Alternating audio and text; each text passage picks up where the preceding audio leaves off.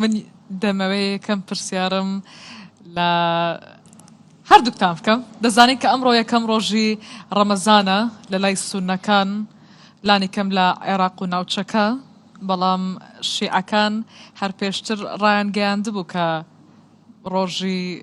یەکشەممە سێ مانگ دەبێتە ڕەمەزان لای ئەوان، یەکەم ڕۆژی ڕەمەزانە. دەمەوێت بپرسم ئایا ئەم جیاوازیە لەبەر چییە و بۆچی هەموو جارێک لە دەستپێکی مانگی ڕەمەزان و بۆ دیاریکردنی جەژنیەکانیش هەمیشە جیاوازی هەیە لە مەسەلەیەدا؟ و دووبارە بەخێر بێن و مانگی ڕەمەزانتان لێ پیرۆز بێ و ئەمە پرسیارەکەی من بوو. بسم الله الرحمن الرحيم الحمد لله رب العالمين الصلاة والسلام على خير خلقه محمد أمين وعلى آله وصحبه أجمعين. سرتا پیرۆزبایی خۆمە ئاراستەی تەواوی جیهانی مسلمانان دەکەم بە بۆنەی هاتنی ڕەمەزان و بەتایبەتیش گەلی کورد کە بۆ ماوەی 14 سەدە باوەشی لە ئیسلام گرتووە و ئینشاءالله هەر لەگەرەوەش دەمینێتەوە. دیارە بابەتی تحدیدی دیاریکردنی سەرەتایی مانگی ڕەمەزان و هەروەها جاری واش لە کۆتاییدا مەسەلەی جەژنی دێتە سەری. ئەو بابەتە کۆمەڵک بەعد و ڕەهەندی هەیە، ڕەهەندەکان ڕەهەندی تەخەسوسی هەیە، ڕەهەندی فەلەکی هەیە و هەروەها ڕەهەندی شەرعی هەیە و هەروەها ڕەهەندی مەقاسیدیشی هەیە. ئەو ڕەهەندانە هەمویان کاریگەریان هەیە لەسەر تحدیدی بڵین دیاریکردنی ئەو بابەتە. ڕەهەندی سیاسیشی نییە دکتۆر؟ بەڵێ بێگومان ڕەهەندی سیاسی لەم عەسری ئێستا زۆر جوانە. طبعاً داهاتمە سەری بەتەنها لە ڕەهەندی سیاسی و کاریگەریەکانی سوپاست دەکەم. دیارم بەستم پێوەیە کە جارێ لایەنە علمیەکەی وەرگری، لایەنە زانستیەکەی وەرگرین. ئێمە کاتێک دێین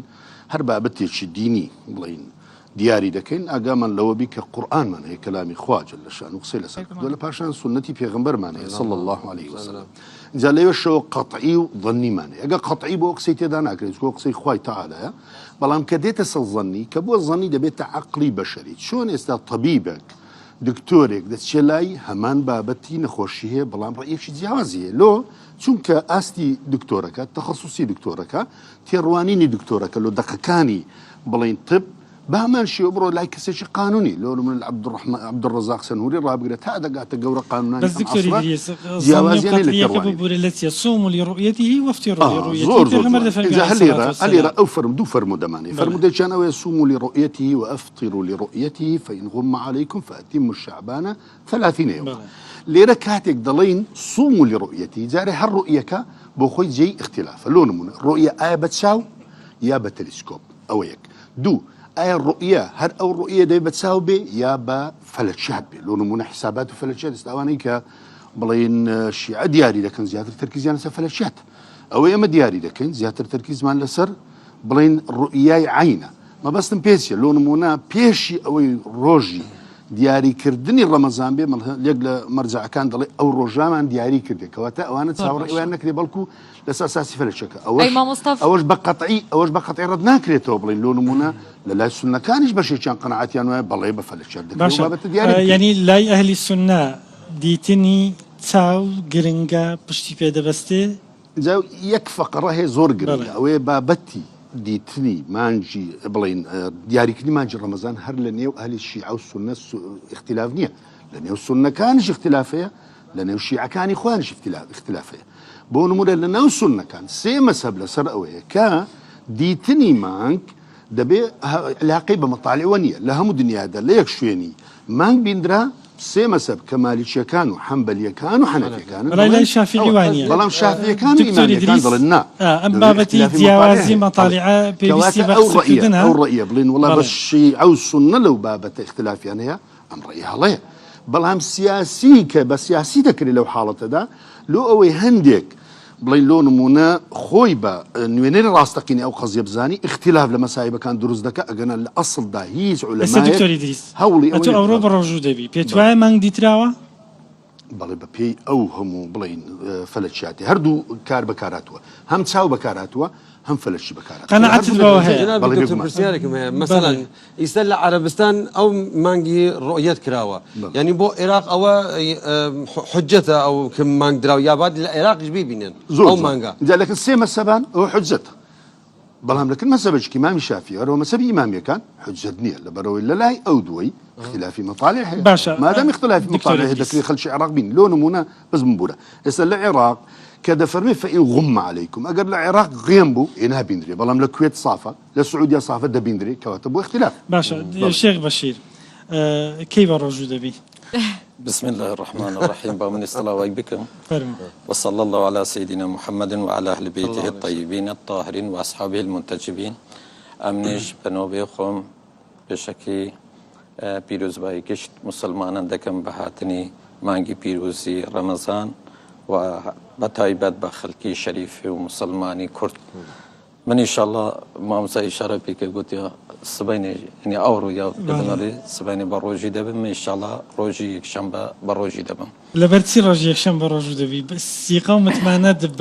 بوهمو زاني سننية لهولير لبغداد ديواني وقفي سني لسعودية همو يعني ضلين مانج بيدراوا اما برايكين اولا هیچ فرق و جوازی لویردانی هیچ شکی تدانیه که ما انشالله برایکین ما مستاش بجوانی اشاره پیکرد که اوقات اشتکی اختلافیه بين السنة حتى بين السنة كانوا مذاهب كانش بخوي اختلافية أما أجر بين حقيقة بين ما همو بيروي قرآني قرآن بجواني إشارة بموضوع دك بيش حديث روايات كخداي تبارك وتعالى لسوري بقرة بلم آية صدو بنجاونو كبا إشارة بويك شهر رمضان الذي أنزل فيه القرآن هدى للناس والبينات من الهدى والفرقان فمن شهد منكم الشهر فليصم هر کس لایوا مانگی دید بروجی بن او دبته حجت جلی رزانیان چند تقسیماتیان هیا چند بشیان کردیه یک انسان بخوی ببینه بچه بخوی ببینه توا اگر من بچه بخوم دید لسر حجته چه وزارت اوقاف چه دیوان وقف چه بلند اتحاد علماء بین بلد یا بینل بوم شخصا دیار کود لسر حجت دبین اگرش نه من ندیتم على لهر حالة تجدابه بلا مجموعة لإنسان مؤمن ومتدين وبلا باور بكرا بلد والله ما هم من بتشاوي خم ما ديتيا أو جلسر منو لسر أوانه ولسر أو خلقانك لو منطقيا لو شارينا لسر ين حجة بكذا واجبة إيه باشا إسا أمان ضلين من بينيوا من يقينم هيا إنك ودي نام بتأهانا بهش كسك ودي بكم يك نفر متابعي مانجي نيكد ولا إيرا بلنك والله ما بتشاوي ما خدي بدل إيرا حوليرا يعني بغداد لا إيرا ما بسم إيرا شون لا بشكل لا بس يهرين كردستان بله أو بان نامي الجني بالله بينيني مانك بله بروني دله مانج لهولير بيندرا ولا أسماني كردستان بيندرا آخر لبغداد ديواني وقف السني دله بيندرا يعني تو متماند بو بينيني اوانيا يان حساباتي اوانت فيها الله نا من حسابات ما مسا اشاره بويشي كما قلت ما طرفتم دابا من اشاره بس موضوع مذكر كمن دو اشاره شم بيكر مساله دوام اجر دو انسان شاهد وعادل بل والله ما دي تراوا او بي متمانا بي دكرتو بي عملي دكن ياكشنا اگر هاتو چو وك اشاره که ما مساش بك اگر 30 روش لشعبان تيبرد يعني حساب كل اول ما تا اخر ما 30 روش حساب ينكر اول روش دبت روش ما رمضان يا اگر اوش حسابي انك تو دبي 30 روش ما رمضان بيجري اول روش كي ما ديتي يشول اول صرح تو حساب دبت كي يكك لخصوصياتي ترش او بس بتايبته بشيعه چون شيعه پیروی تقلیدی لمرجعیت دینی دکات اگر کاتا که بلین مثلا حاکمی شر که به باوری اما حاکمی شر یعنی مرجعیتی که جامع شرایط بد اعلامی کرد که مثلا فرضا مهدی تراوه حوانهی که مثلا تقلیدی او مرجعیتی دینی به باوری بیان کرد چون متخصص لامور کاری خویان پی آیا اونا تقلیدی دکن بقصه او مرجعی دینی دکن اما شیعه چون تابعی فتوا برياري مرجعية ديني تشاوري بريارة كان يعمل دبي شون أما أو تخصص مالي بما صفقان برسياري هي بس دكتور إدريس شيخ بشير متماني بديتنين قونيا باوريواني السنة كان يكس مان جديد بأي كوبا روجي ده من أمره يعني كوبا روجي بينيما بله دي أنا بداخو يعني خوي أبا بتانا زور بي يعني بشي شي زور للشريعة دريت السلطي حاكم دبي أبا بتانا إغلاكاتو كسلطة لحالة الشيء استانية دوري الرئيسي خوينا بيني بيقومان اختلافنا دروز دبيلة بينهم بين هي بكان أويك دووەمیان کە ئێستا مثلەن ئەوان لەبەرەوە نییە کە بنین لۆ نمونە سیڕعەکە لە بینی شیعە و سوننە لەم بابەتە بەڵکو لە ساڵی 2007 گەل لە بیرت بی مەسەل لۆ نمونە بەڕێز سستانی ڕۆژی جمعەی کردە جەژن بەڵام خەتی سەدرەکان ڕۆژی پێنجشەمیان کردە جەژن کەواتە لە نێو ئەوانیشدا اختلافە بە قوڵی هەیە کە ئەو اختلافە لە بە قوڵی هەیە پێم وایە بەشێکی طبعاً دەچێتە چوارچیەوەی سیاست بەڵام بەشی ڕئیسیەکەی ئەوەی کە باسم کرد ئەوەیە کە دنیا تەتەوری کردی خەڵک بەرەو ئاراستەیە دەڕوا کە دنیا بۆتە گوندێک لە دنیا ئەولەمە تەتەوری کردی بەڕووی فەلەگناسی و یعنی فەلەکیەکان دەڵێن ئەو مرکزی فەلەکی دەڵێ ئەمە دەتوانین لە درێژایی ساڵ چونکە مانگ بە طبیعەتی خۆی لە بینی خۆر و زەویە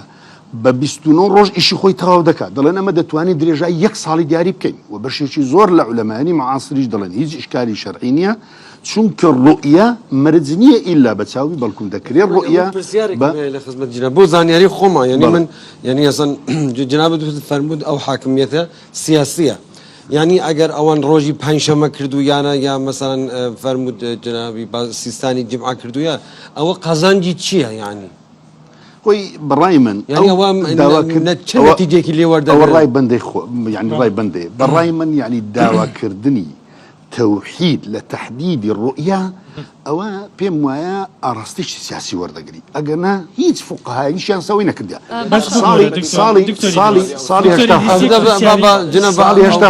ساڵی 97 یەک پرسیار بۆ قەزیە شیعە و بۆ مەرجعیەت با من جوابی بدەمەوە لەسەر مەرجعیەت تۆ وەڵام بدەوە بەڵێ سەر قەزی مەرجعیەت ئێستا لە مەرجعیەت لە عێراقیدا شخصیەتی ئەوەل کە عەلەم لە هەموو کەسە ئایەت الله سیستانی حەفەظەه الله صدر یا غیر صدر همو احترام ڕێزی کەم بۆ یانە خۆ مەرجعنینە مەکتەبیشی نینە من باسی ئەوەی دەکەم کە ئەوان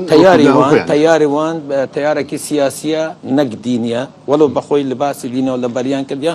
بەڵام مەرجعی دینی نییە ناتوانێت حتا یەک فتواش بدەێت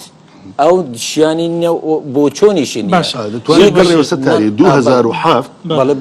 یەکی مانگ لە 20 مانگ گەڕێەوە پێنجشەم بە جومعە ئەوان کردیانە جەژن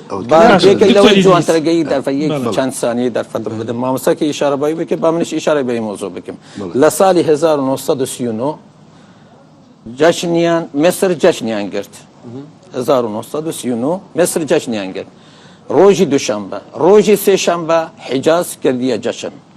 ولا بمبئی ولا پاکستان ڕۆژی چهارشەمبێکن یە سێ ڕۆژ اختلافیانە بە ئەو تشتەی نییە کە بڵێم وڵا پەیوەندی بە شیعەوەیە ئێستا ئەوەی پەیوەندی بەوە هەیە سنەتیشدا هەیە ئەوەی کە من خوێندومەوە هەموو ئیسلام لەسەری کۆکن ئەوەیە کە ئەگەر مانگ دیترا سوننەبی یان شیعەبی یان هەر مەزهەبێکی تر دەبێ بە ڕۆژوو بن بەڵێ یەقیناً باشە ئەمان سوننە لیژنەی باڵای بینینی مانگ لە هەرێمی کوردستان دیوانی وەقفی سوننی سعودیە تورکیا چەند دەوڵەتی تێر دەڵێن مانگ بیندراوە ئێوە بۆ متمانەتان بە بینینی سوننەکان نییە یان هەر دین لە سوننە وەردەگرن بابەتەکە وەیە ئەوە نییە وەڵڵا ئەمە زۆر تشتمان یەکە هیچ جیاوازیەکەوە دینینە و اشتراک بەس ئەگەر جیاوازی نەبی دەبێ بە ڕۆژوو بن زۆر جگا بە ڕۆژیش بوون و لە زۆر ساڵێش ئەمە پێکەوەش جەشنمان کردی بەڵام لە هەندێک کات لە هەندێک ساڵ بووە کە ئەمە اختلاف بووە نەمانگرت لۆ بەیانی لە بەخاتری مامە دکتۆر ئادەمی ڕاست بە ڕۆژی نابی من یەقینەوەی بەخۆشی بە ڕۆژی نابێ باوەڕ ناکەم دەگری ئەمن بەڵێ لەبەرەوەی پاسیڤەکەشمان هەر بەپێی ئەوەیە